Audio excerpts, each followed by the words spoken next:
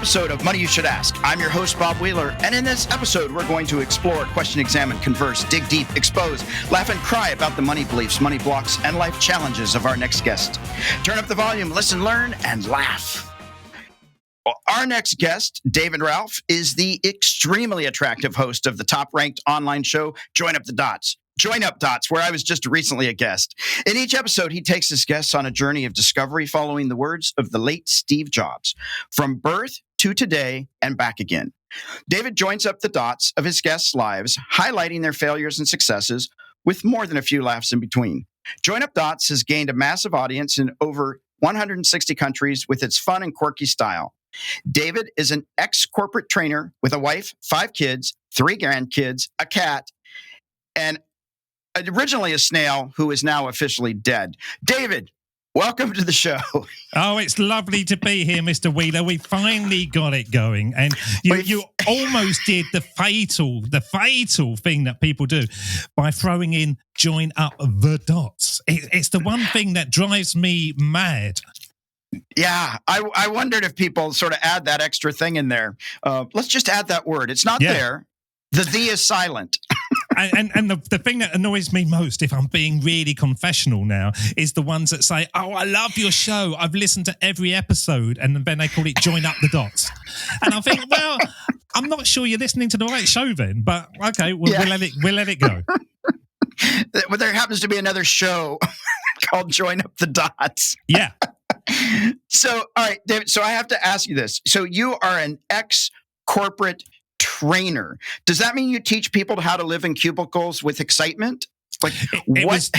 It's funny, actually. You're not far away from it. It was more the fact of teaching people how to get out of the cubicles. Okay. And there's a weird story. One of the last things I did, I had an induction course, and in England we used to have to do this.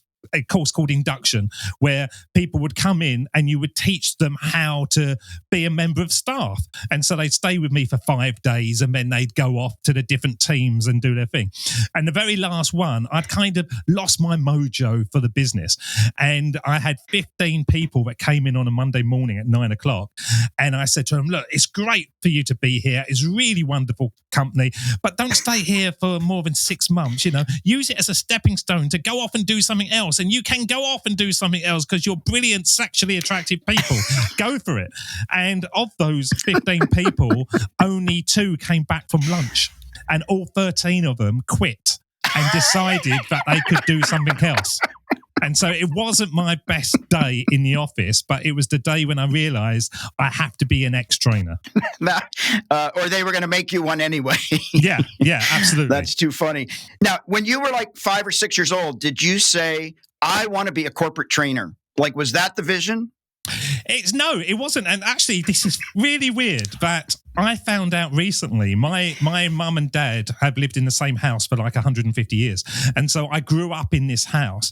And when you leave at the age of sort of like 20, 22, you leave some stuff just so that you've never moved out. So there's a toothbrush there, and there's some T-shirts and stuff.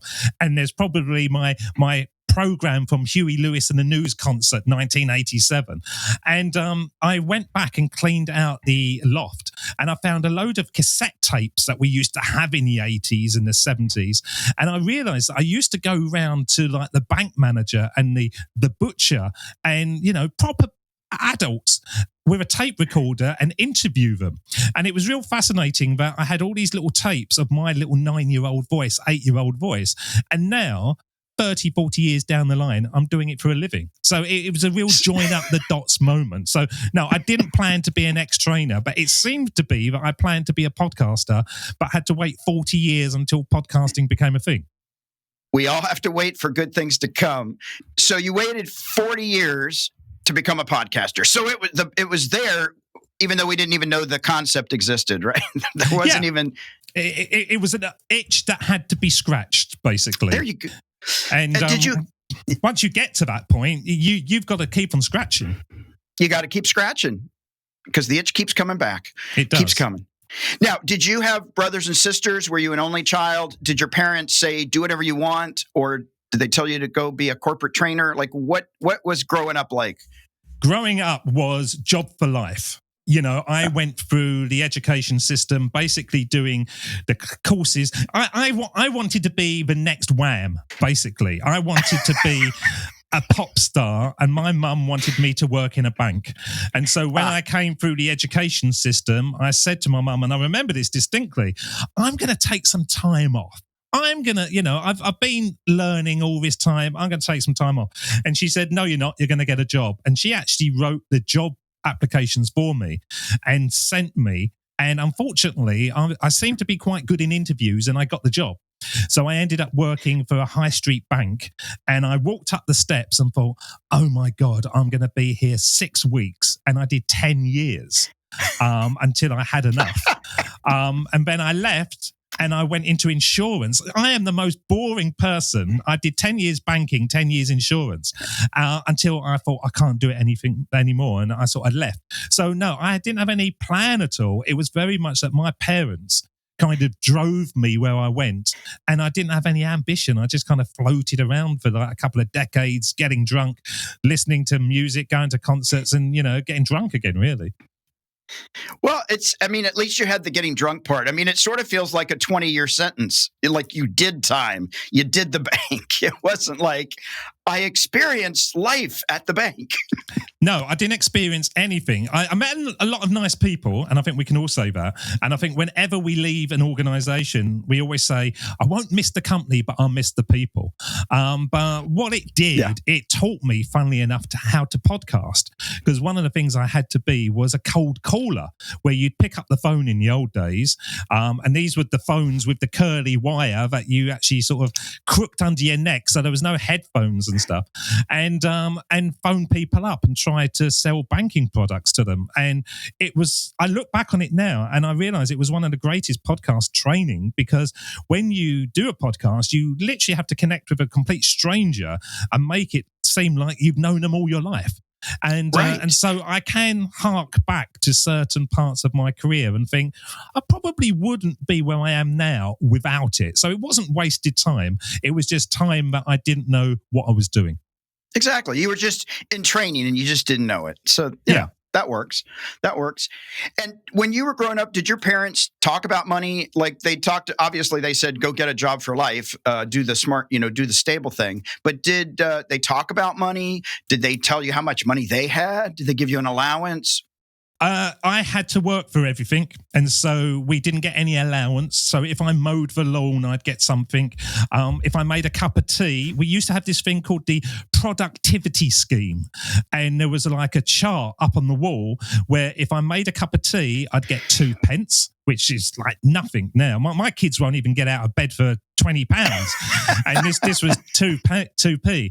And if I washed a car, I'd get a little bit. So if it was like slave labor and I worked in a sweatshop all week for my parents, I could get to about £3, which was an awful lot of money. But no, they never talked about money because my mum was always totally skint. There was no money about, and we were always really, really skint. Funnily enough, well, not funny enough, my mum's now had a stroke, and so I've become controller of their finances.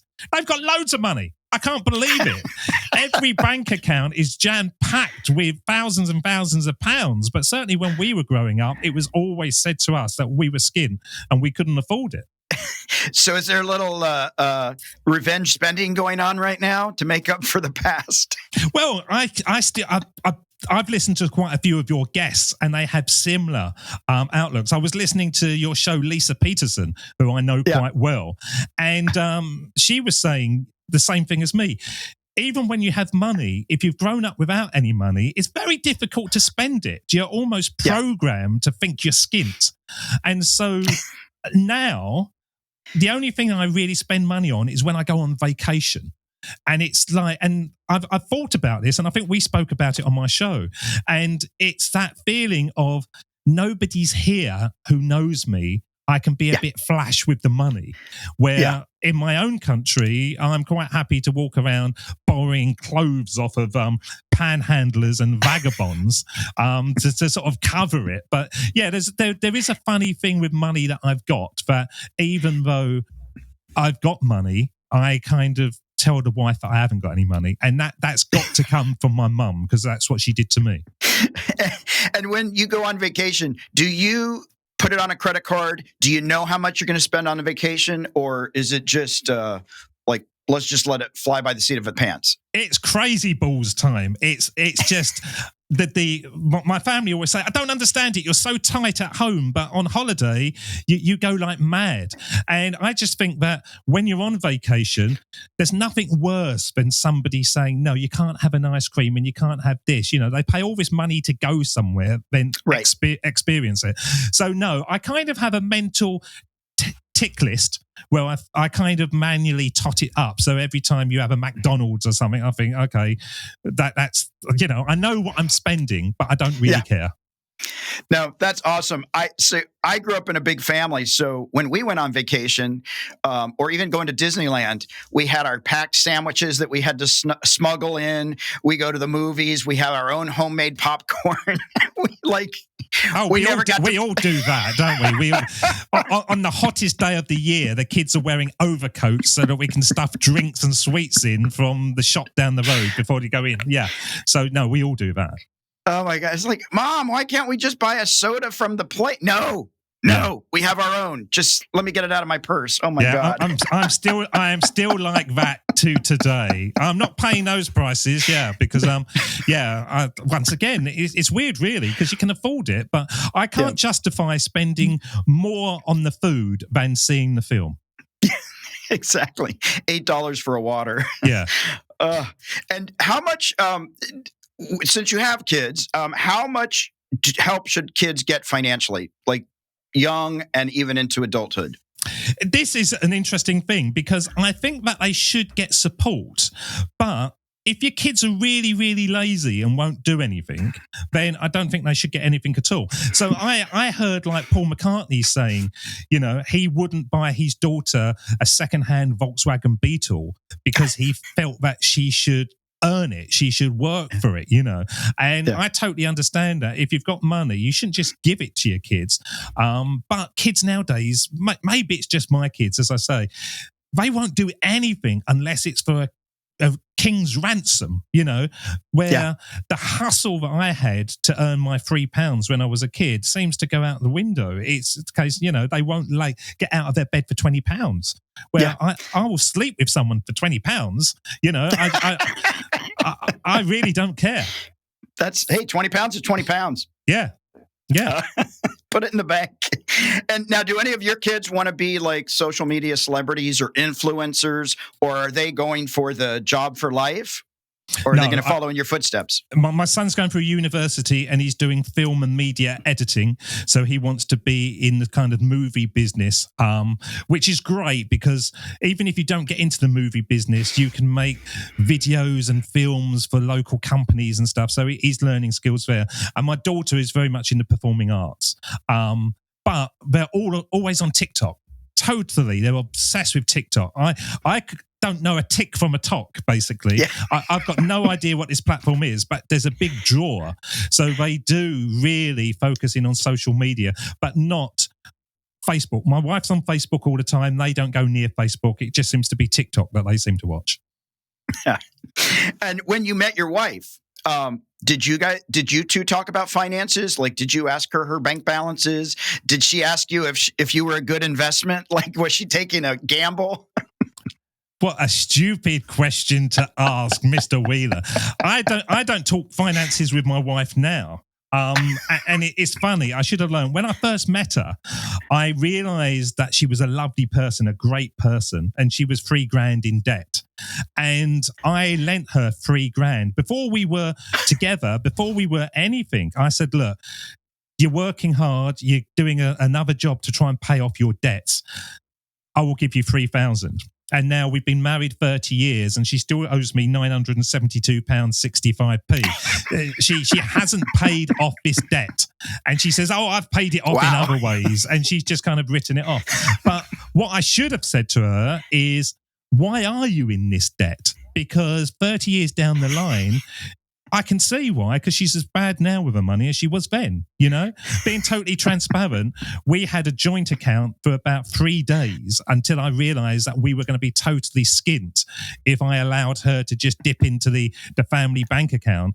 And so we've had separate finances since then. She has her money and I run the house, because otherwise it will just be a free-for-all. She'd be like Imelda Marcos, with like 600 pairs of shoes and 700 bras. Well, you got to have 2 for every day of the week. Well, I do. Yeah, I'm trying to cut back. Yeah.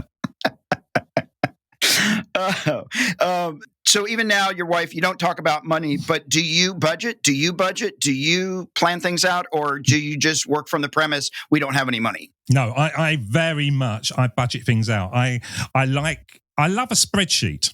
And I like to pay myself first. That's one of the things. So I have 6 pots, basically, that every bit of money that I earn, I put onto a spreadsheet, and it tells me to put 20% in here, 20% in there, a bit for my tax and stuff. And then I operate from what's left. And I've always done that. And so it's very difficult to budget and save when you've been used to spending. But when you've come from an environment where you was always skint, you had no money, it's quite easy because you don't need a lot to sort of operate.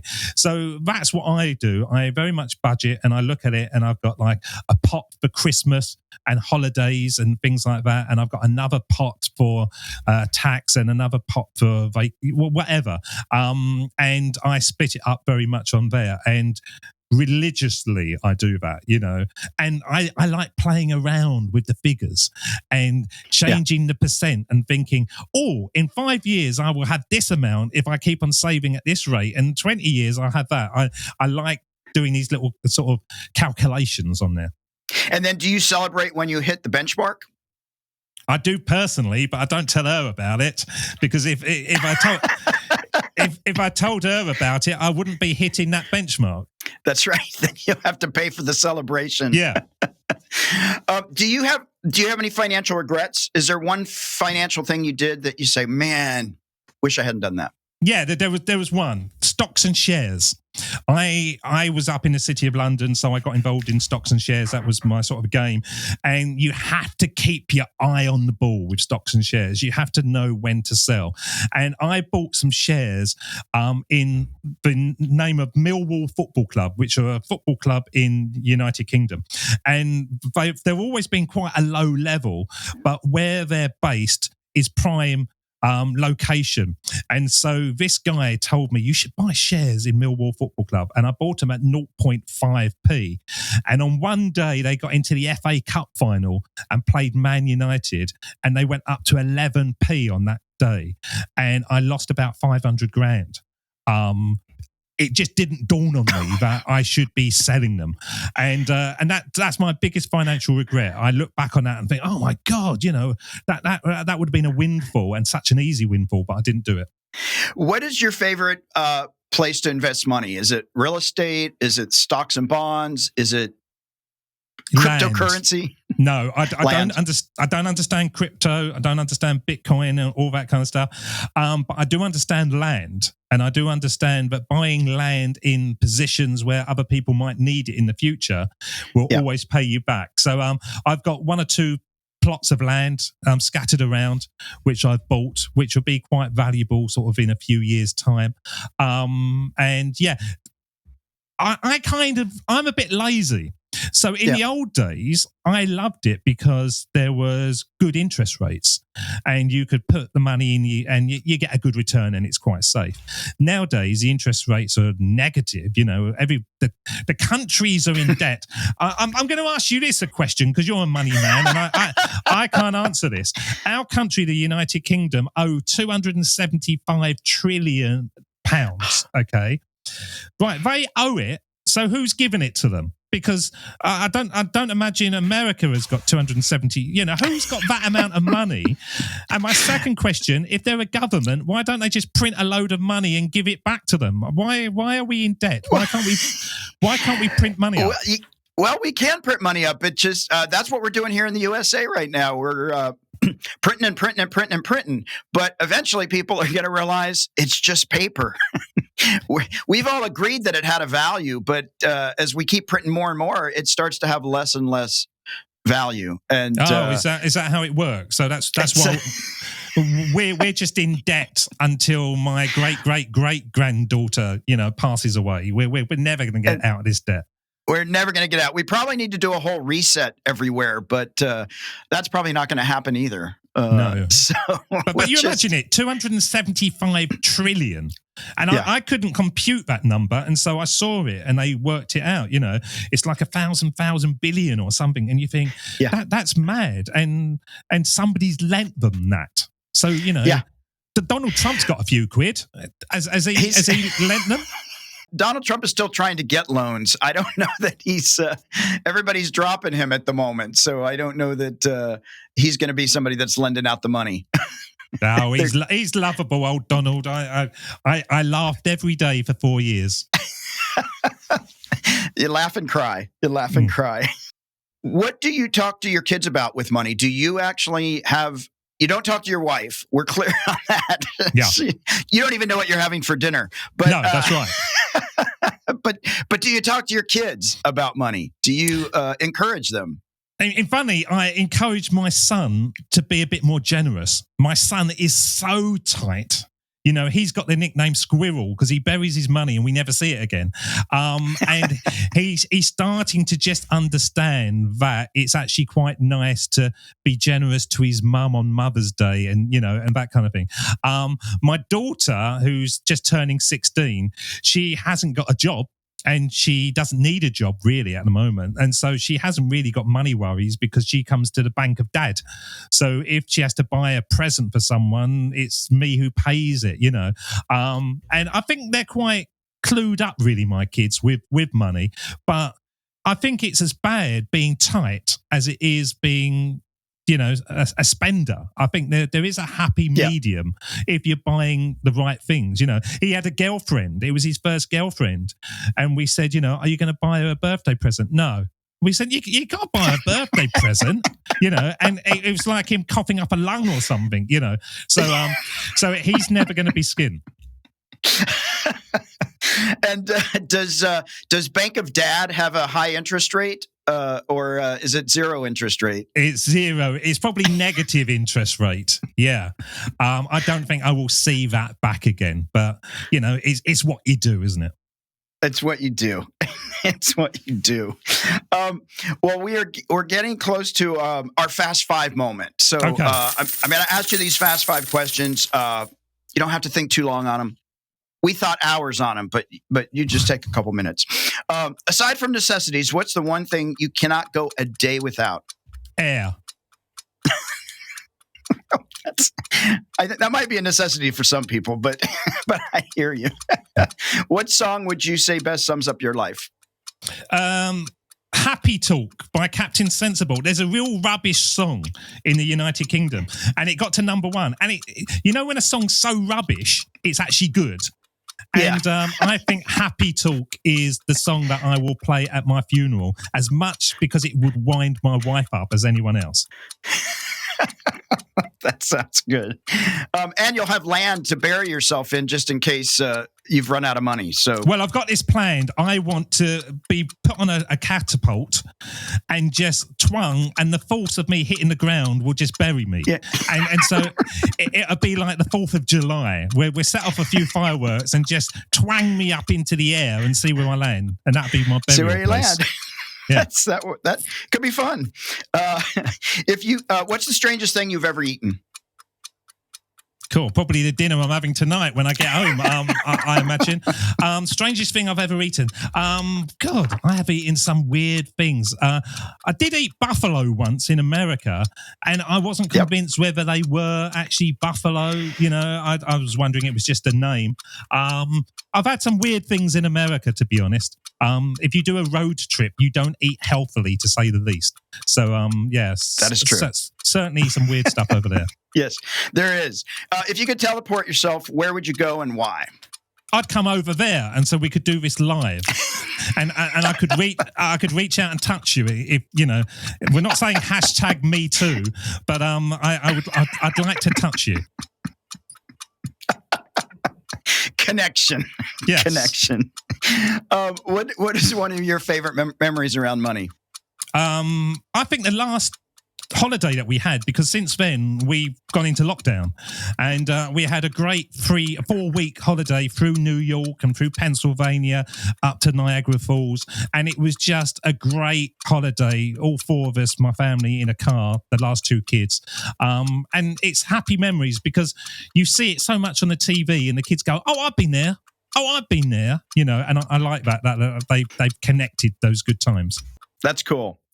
I think traveling and family experiences can be a really nice thing. Sometimes they can be really painful, but for the most part, I think that's, I like those family memories. So we're at our sweet spot, our M&M moment, our money and motivation. Can you give the listeners a practical financial tip or a piece of wealth wisdom that you've learned along the way? Yeah, I said it earlier. Pay yourself first. Don't try to save what you've got left, because you've never got anything left. Just look at what you've got, knock off 20%, and then live on what you've got. And you will live on what you've got. And that's the thing. And then you could make it 25% and 30%, and you'll still be able to live on what you've got left. Pay yourself first, and then leave it non-negotiable. Keep on adding to it. And once it gets to a certain point, if you do see an investment that you want, then go for it. But don't think of it as just, I dip into that whenever I want. That's gone. That's gone money. That's future money. Yeah, no, I think that's true. And what I'm hearing you talk about is not obsessing about money, not like trying to be the richest person in the world, but like having enough to have your needs met, having enough to have your wife's needs met, and actually doing what you love. Like you were doing corporate stuff, and it wasn't feeding your soul, maybe, so to speak, and looking for those things that actually make you happy. And not what I'm not also hearing is lots of anger at your parents for not talking about money or not giving you all the stuff. It's like, hey, I'm learning this as I go. And yeah, I think actually, when I left corporate land, I was on a good salary, and I was obsessed with replacing that salary through my entrepreneurial ventures. And it was harder than I imagined, and it was quite difficult. Now, I would rather be the poorest man in the place, as long as I've got freedom and time and the ability to do what I want.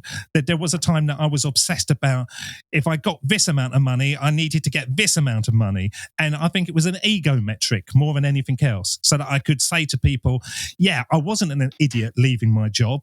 I'd done really well for myself. And now I've done really well for myself if on a Monday morning when everybody else is traipsing off to work, I'm sitting there watching Netflix, sticking biscuits and cookies into a cup of coffee, just because it's that time. So I had turned 360 in the last probably 5 years from being money driven to freedom driven. Yeah, it's so important. And I've worked with so many people that have reached their financial goals, made all this money, and they find they're not happy. And for me, I'd rather have happy than rich. Yeah. I enjoy money, but I'd rather be happy than rich. Yeah, I'd like to be happy with a rich wife. That would work quite well for me. And then she could spend whatever she wanted. Yeah. And then it would be a joint account. Yeah, there you go. There you go. Where can people find you on social media and online? Just Google. Go to Google and type in Join Up Dots, not Join Up the Dots, but Join Up Dots, and you'll find me. Google's a good place for finding things. So yeah, you'll find me there. Google makes us all smarter people. It does. It does. So to our listeners, don't forget to share the love. You can follow us or like us on Facebook, Twitter, and Instagram. Search for Money You Should Ask, all one word. Subscribe to this podcast on your favorite podcast player. Visit Apple Podcasts and search for Money You Should Ask, or click on the link below. If you prefer to watch our episodes, head over to YouTube and subscribe to our channel. For more tips, tools, or how to learn how to have a healthy relationship with money, visit themoneynerve.com. That's Money Nerve, Nerve, not nerd. David, it's been so awesome having you here. I'm glad technology worked again, and wishing you the best. Thanks so much. Thank you very much, Bob. It's an absolute pleasure.